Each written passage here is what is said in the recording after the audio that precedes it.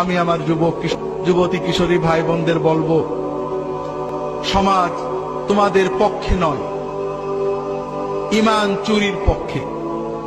পিতামাতা তোমাদের ছেড়ে দিয়েছেন, তবে অন্তত নিজেদের ভবিষ্যতের দিকে তাকিয়ে, দুনিয়ার ভবিষ্যৎ আখিরাতের ভবিষ্যতের দিকে তাকিয়ে নিজেরা সাবধান হও।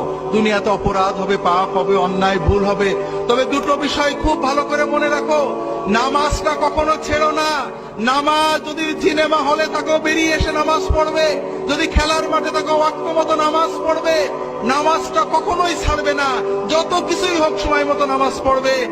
আর অশ্লীলতাকে, মাদকতাকে বিষের মতো পরিত্যাগ করবে।